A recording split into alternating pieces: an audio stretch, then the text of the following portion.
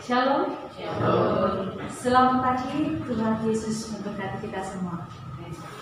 Bapak, Ibu, dan saudara-saudara yang terkasih dalam Tuhan Yesus Kristus, mari kita ambil saat bersejenak sebelum kita akan mulai ibadah kita pada saat pagi hari ini.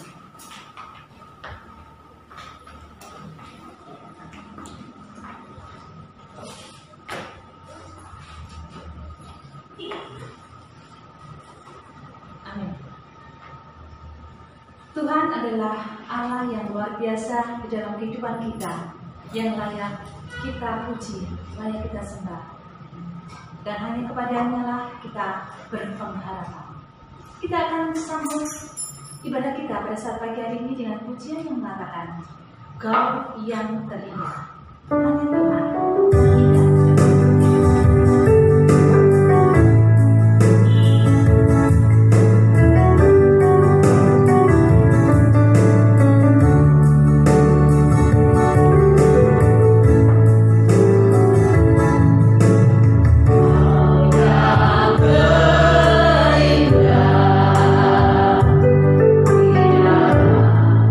Hidup ini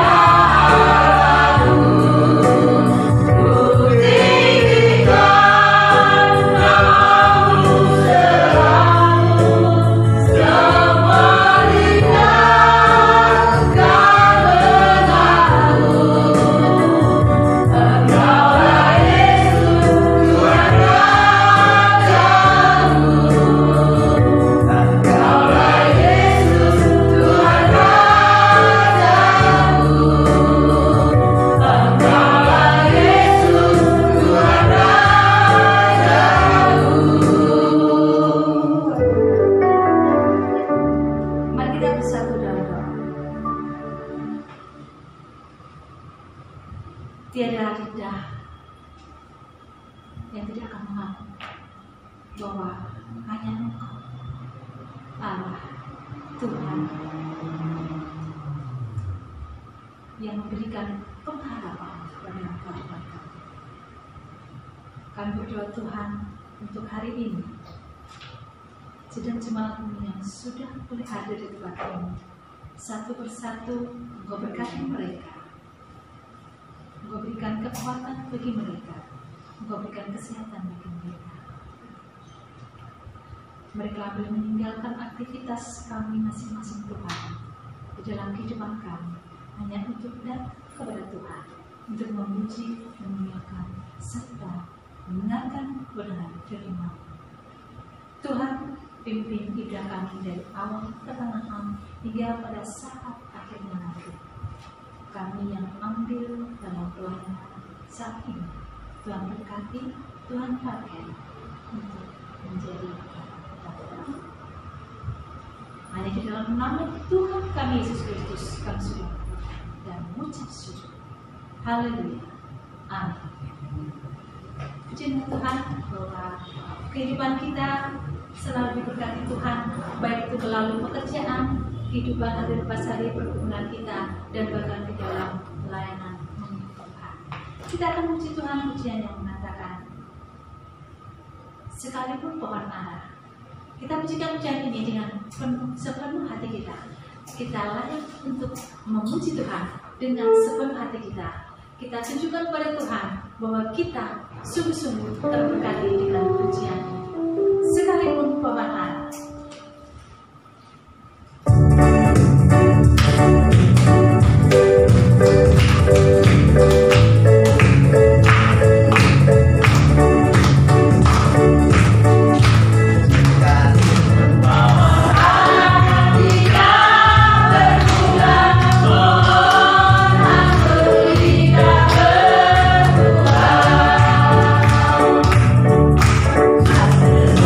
Thank you.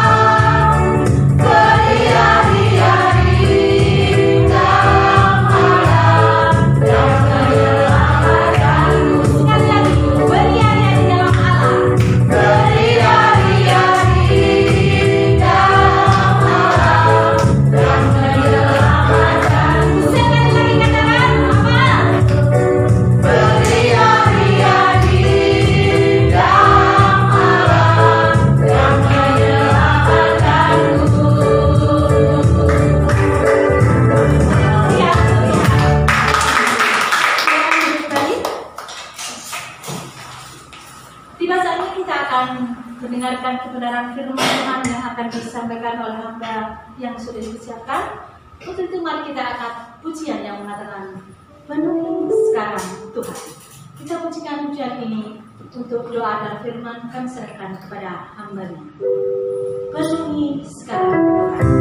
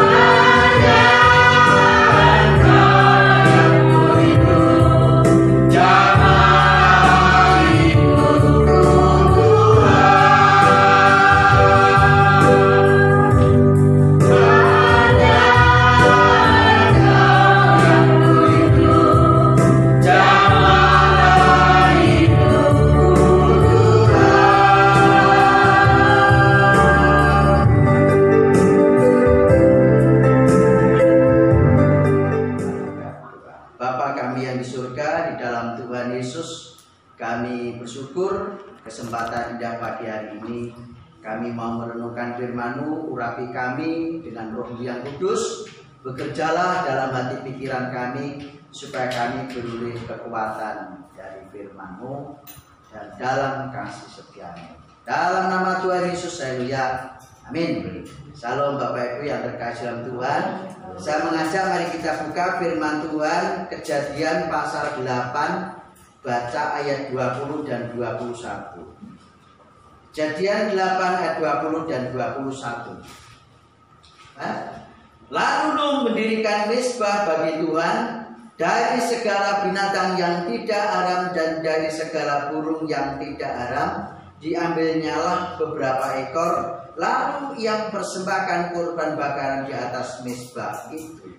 Ketika Tuhan mencium persembahan yang harum itu, berfirmanlah Tuhan dalam hatinya, Aku takkan mengutuk bumi ini lagi karena manusia. Sekalipun yang ditimbulkan hatinya adalah jahat dari sejak kecilnya. Dan aku takkan membinasakan lagi segala yang hidup seperti yang telah kulakukan. Selama bumi masih ada, takkan berhenti-henti musim menabur dan menuai, dingin dan panas, kemarau dan hujan, siang dan malam. Amin. Demikian firman Tuhan yang akan kita renungkan pada pagi hari ini. Bapak Ibu, saya akan mengajak kita melanjutkan bagian pada yang lalu juga mengenai Nuh. Ya, mengenai Nuh. Bapak Ibu yang terkasih di dalam Tuhan Yesus, tetap kita mempersiapkan diri untuk menyambut kedatangan Tuhan Yesus yang kedua kali dengan tema kecil kita adalah ibadah Nuh. Kenapa saya mengajak kita melihat ibadah Nuh? Karena Nuh ini selalu digambarkan bagaimana situasi yang tiba-tiba begitu saja datang pada zaman Nuh, ya kan? Tiba-tiba begitu meluap dan luar biasa, tidak dipikirkan oleh manusia di sekitar Nuh sekalipun. Kalau akan ada air bah, kalau akan mereka mati. Sama dengan akhir zaman, sama dengan kiamat, bahwa waktu itu datang dengan tiba-tiba. Bapak Ibu yang saya kasih dalam Tuhan, minggu lalu saya mengajak Bapak Ibu melihat ada 7 hukum bagi Goyim. Goyim itu adalah orang di luar Israel, Bapak Ibu ya. Ini adalah hukum bagi orang-orang keturunan Nuh, tidak termasuk pada masa zaman Israel, tidak masuk pada zaman Musa, Keluaran ya, karena Keluaran, Kejadian, Keluaran ini sudah masuk peranatan 10 hukum Taurat. Nah, ini sebelum. Nah, perlu saya ingatkan kembali bahwa kita itu masuk bagian di posisi ini, bukan masuk bagian di hukum Taurat. Sehingga jangan sampai ada orang Kristen percaya Yesus Kristus masih melakukan tradisi-tradisi Yahudi. Gak pas. Karena kita apa? Karena kita orang Kristus, ditebus oleh darah Yesus. Bapak Ibu yang terkasih di dalam Tuhan Yesus Kristus, ya kan? Saya akan memaparkan 7 hukum Nuh dan keturunannya. Saya ingin mengingatkan Bapak Ibu kita kembali supaya kita paham, kita tahu, ya kan?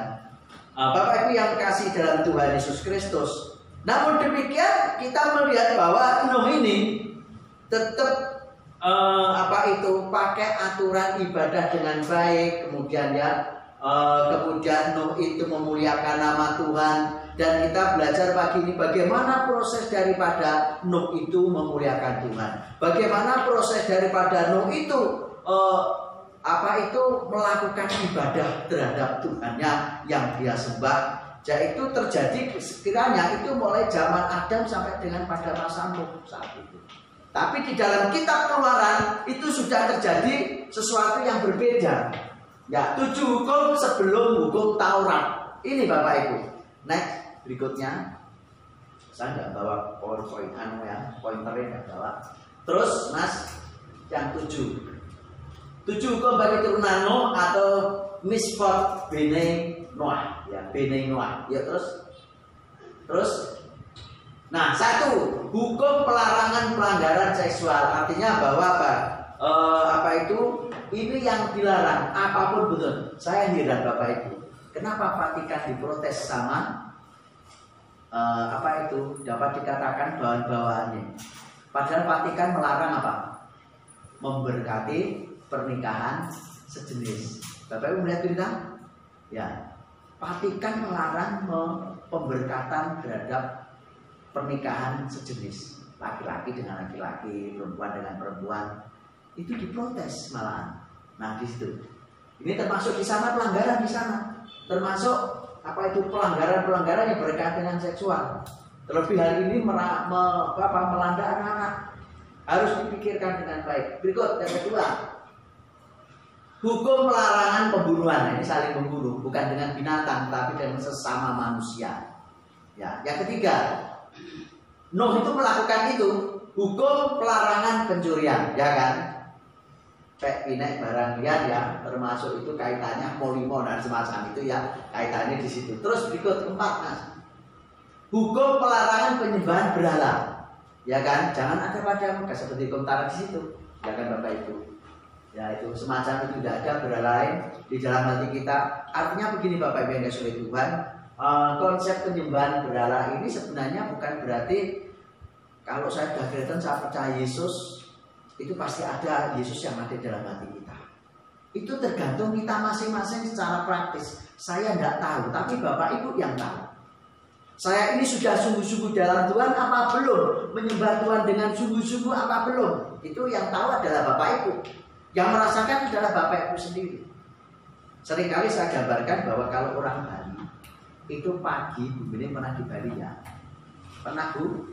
Berapa tahun Bu? Tahu aktivitas orang Bali setiap hari? Apa Bu?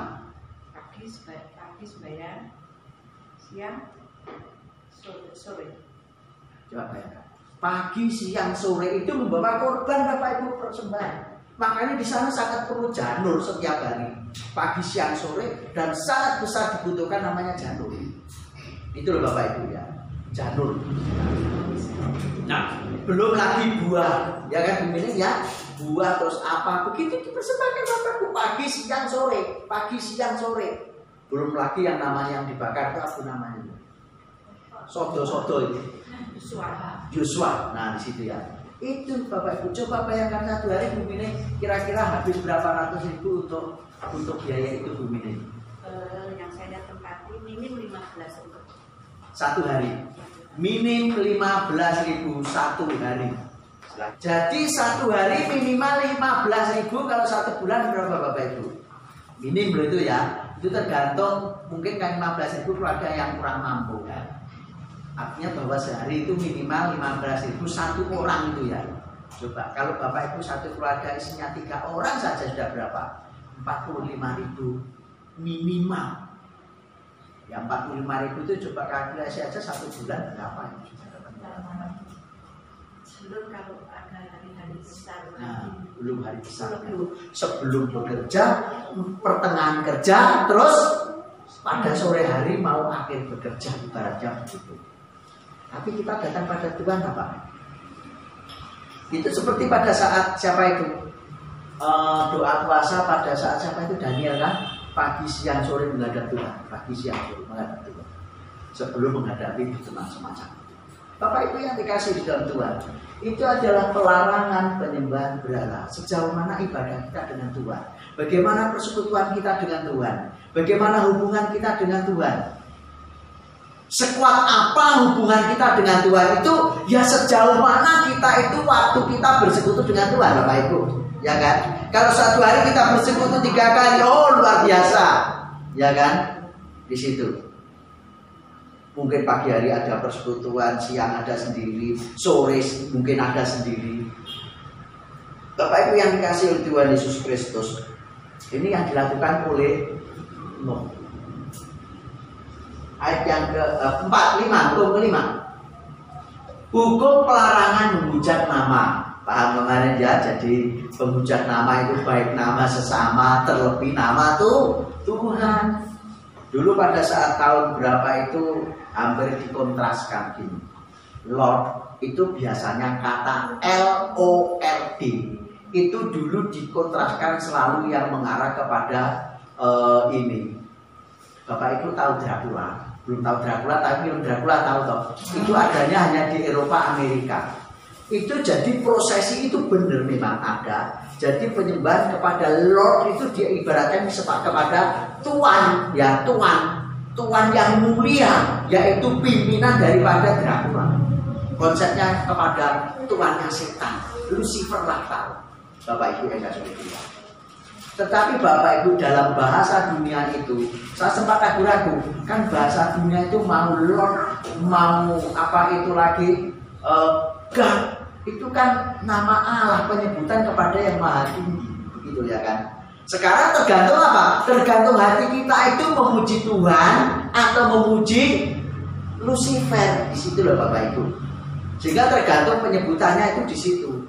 Walaupun jajaran namanya sama, tapi tergantung penyebutan kita, tujuan hati kita kepada Tuhan pencipta langit bumi, ya otomatis ke sana.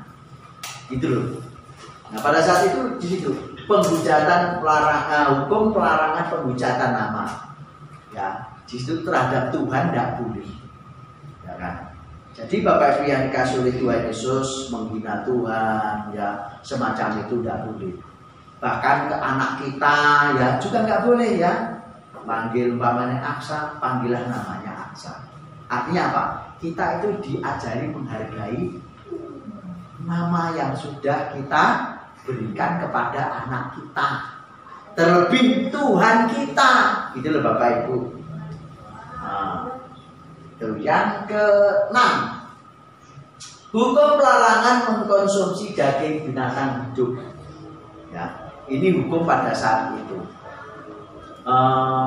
Saya pikir kecuali tukang sulap ya, itu mungkin nggak ada ya kalau orang, kecuali entah zaman-zaman dulu mungkin begitu. Maaf.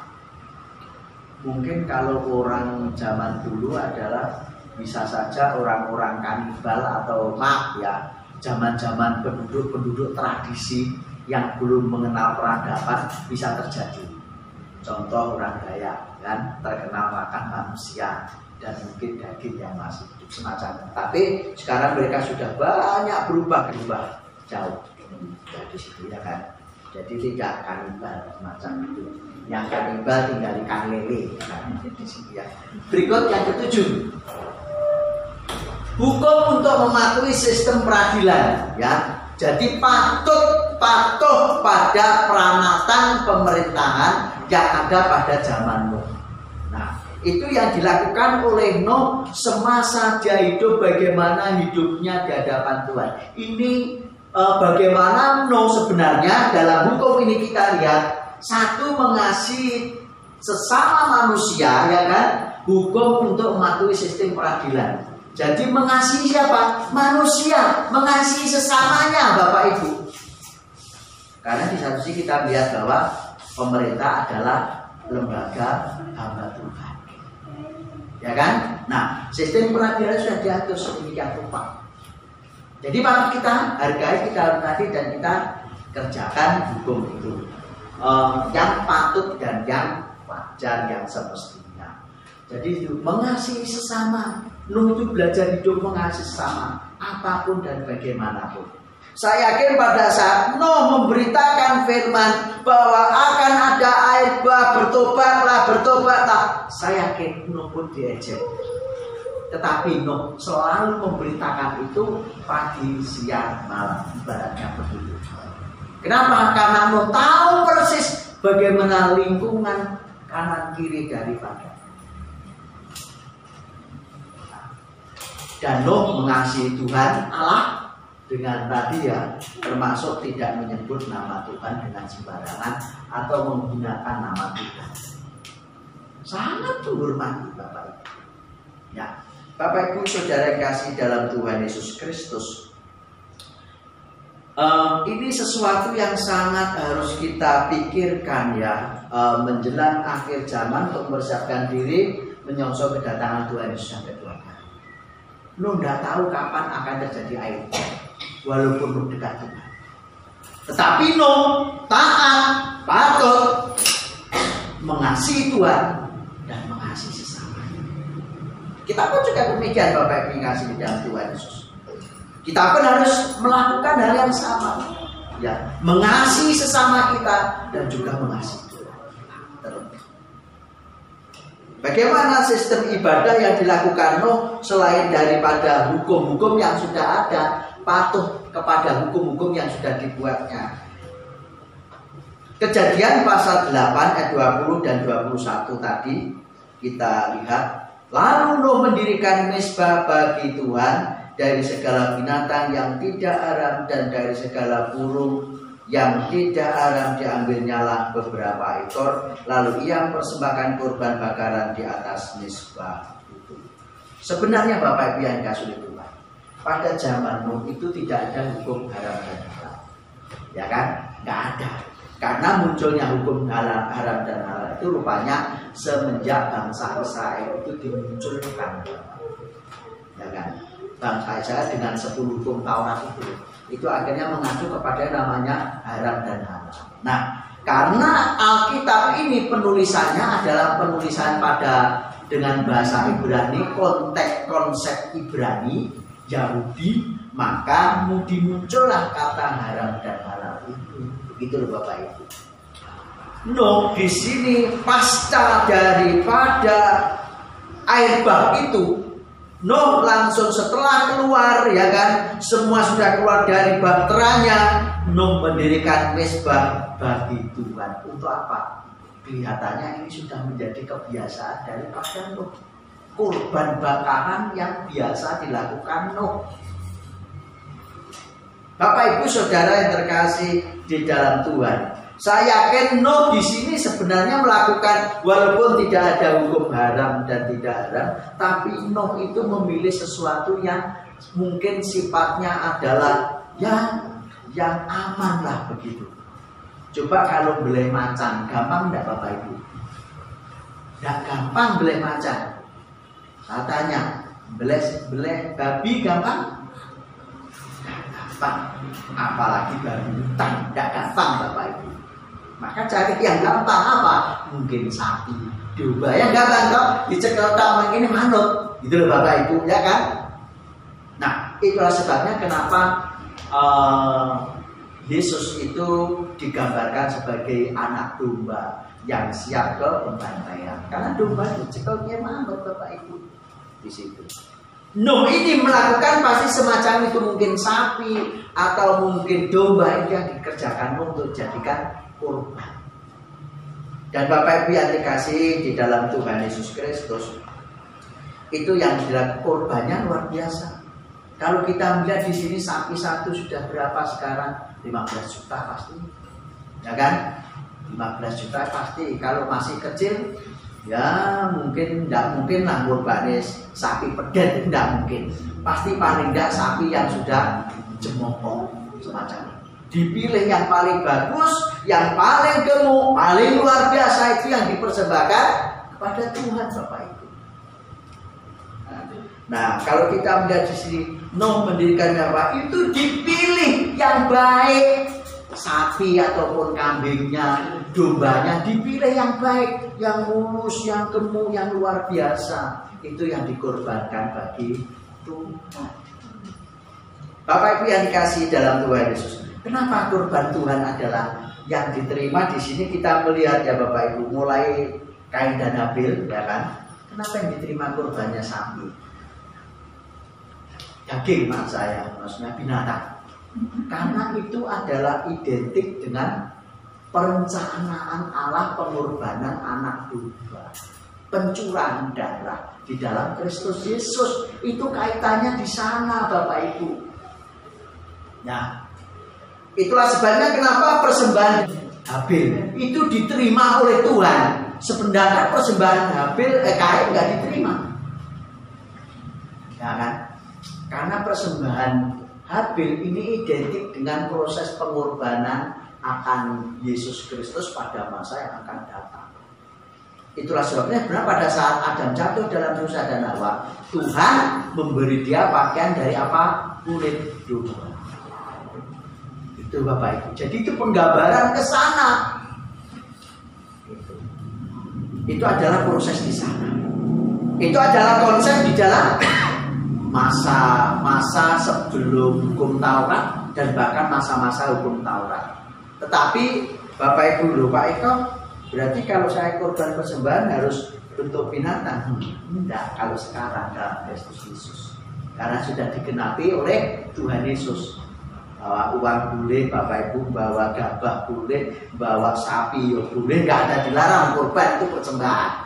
Tapi dalam konteks perjanjian lama, itu korban yang utama itu adalah kambing domba. Itulah pada masa khusus Paskah. Itu orang di Israel, Yahudi, itu orang harus mengorbankan yang sifatnya binatang, Bapak Ibu ya. Jadi kalau nggak mampu, umpamanya merpati, yang agak sedikit kambing atau domba, yang agak mendingan lagi adalah lembu, sapi, semacam itu.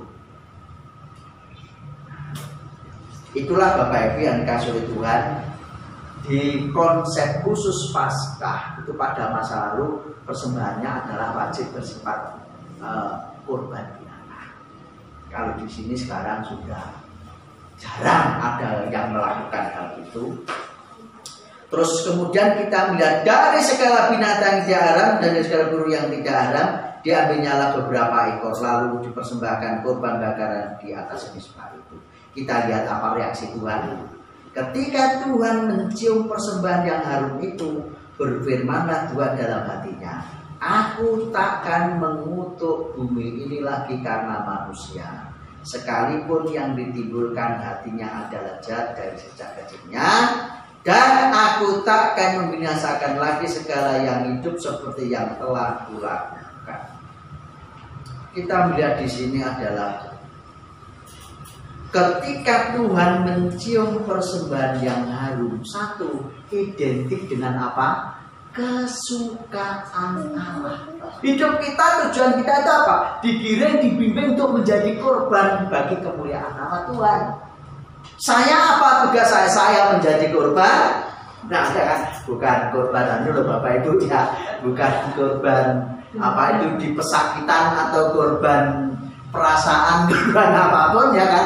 Tapi artinya menjadi korban, kami menjadi korban bagi kemuliaan nama Tuhan, dan Bapak Ibu dibimbing sama-sama akhirnya menjadi korban bagi kemuliaan nama Tuhan. Bagaimana? Ya tadi seperti ibadahnya daripada Nuh. Jadi membangun mezbah keluarga di rumah masing-masing saat sore. Ya, saat sore membangun mezbah ibadah di keluarga masing-masing. Siapa yang mengawali? Yang merasa itu dewasa dalam keluarga itu, itulah yang dewasa itu yang memahami, yang mengerti bawalah keluarga itu untuk bersekutu bersama Tuhan setiap sore. Ya kan? Di situ. Itu akan belajar kita menjadi apa? Korban persembahan yang harum di hadapan Tuhan. Saya nggak melarang kalau Bapak Ibu Pak Eko nanti kalau suatu saat aku tak ngedekne pos PID ora apa bersyukur aku sama Bapak Ibu. Ya gitu loh ya kan? Nggak apa-apa.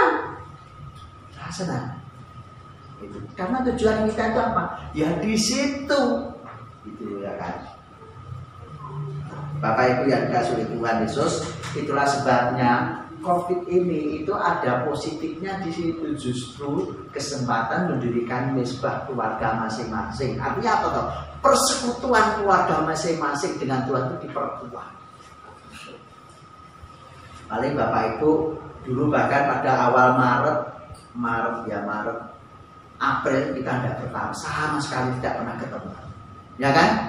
Baru berapa bulan ini ada ibadah ketemu Bapak Ibu paling hari Minggu, itu pun terbatas, ya kan? Nah nanti memang ya puji Tuhan, alhamdulillah kalau nanti bulan depan nanti saya akan mengawali, kami akan coba pilih dari satu keluarga ke keluarga, ya kan? Tapi Bapak Ibu harus mengawali persekutuan di keluarga tersebut, ya kan? Di sini ya. Nah, itu. Di sini apa? Ketika Tuhan mencium persembahan yang harum, di saat kita memberikan persembahan persekutuan kita dengan Tuhan dengan sungguh-sungguh, Tuhan bersukacita luar biasa. Tuhan tidak akan melakukan perkara yang semestinya terjadi atau pernah terjadi. Aku takkan mengutuk bumi ini lagi karena manusia. Kalau bumi dikutuk gimana Bapak? Seperti bencana daripada air bah. Pak Yuda kemarin belum pulang, ada bencana yang ada di longsor di Netos ya. Itu saya pun belum sempat melihat Bapak Ibu. Tetapi Bapak Ibu yang dikasih oleh Tuhan, tiba-tiba tidak tahu semuanya. Adakah kesempatan untuk menyesal? Gak ada, sudah meninggal. Sekalipun yang ditimbulkan hatinya adalah jahat dari sejak kecilnya. Jawaban Tuhan, ibaratnya begini, kalau kita melihat apa yang dikatakan Tuhan begini, biarlah padi bertumbuh bersama ilalang, nanti ada saatnya kalau sudah musim panen, padi dikumpulkan, ilalang dikumpulkan, kemudian ilalang baru bisa dibakar. Karena kalau belum panen, terus ini di ilalang dijeboli, padi ini ketok atau jebol. Itu loh Bapak Ibu, gitu. Soalnya mana bisa cobi pari pas mulai jebol, saman jeboli suket, bermasalah pari. Iku sudah oleh diganggu bukan. Bener-bener. Maka itu dari Bapak Ibu yang kasih dalam Tuhan Yesus itu, kan? Mari kita bertumbuh bersama-sama. Mari kita menjadi korban persembahan bagi Tuhan, bagi kemuliaan nama Tuhan dimanapun kita berada. Sekalipun ditimbulkan hatinya adalah jahat sejak kecilnya, nanti ada waktunya pengadilan Tuhan. Di sini sudah diperingatkan, ya kan? Dan aku takkan membinasakan lagi segala yang hidup seperti yang telah kulakukan. Air bah tidak ada lagi. Gak ada Bapak Ibu. Pengadilan akhir zaman. Itu. Yang ada adalah pengadilan akhir zaman. Adili, ya kan? Siapa yang diadili? Ya kalau kita aman ya kita nggak akan diadili. Kalau aman, nggak aman pasti diadili. Bapak Ibu yang kasih oleh Tuhan, ini sesuatu yang tidak mudah, ya kan? Tuhan tidak akan melenyapkan kita dengan cara yang seperti kemarin. Maka digambarkan saat itu adalah seperti apa? Apa? Pelangi, ya kan? Itu gambaran tidak akan ada air bah, lagi banjir semacam itu. Ya dan ini kecil-kecil artinya bahwa seluruh dunia tidak, tapi kecil saja. Demikianlah Bapak Ibu yang kasih oleh Tuhan. Maka dari itu mari kita menjadi mezbah bagi kemuliaan nama Tuhan, untuk kita menjadi korban di atas apa itu mezbah itu sendiri. Seperti apa yang kita lakukan.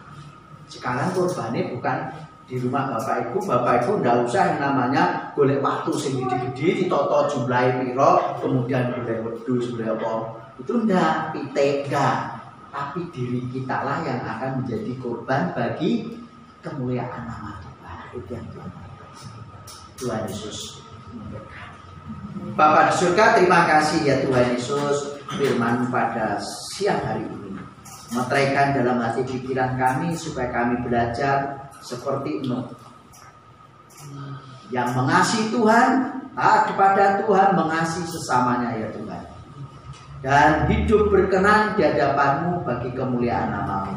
Bawa kami ya Tuhan Yesus menjadi korban persembahan bagi kemuliaan nama-Mu, akan hidup kami, hati, pikiran, jiwa, dan kekuatan kami ya Tuhan. Terima kasih ya Tuhan Yesus, terima kasih Bapa di surga, di dalam nama Tuhan Yesus kami bersyukur dan terpujilah nama-Mu ya Tuhan atas segala sesuatunya dalam kehidupan kami.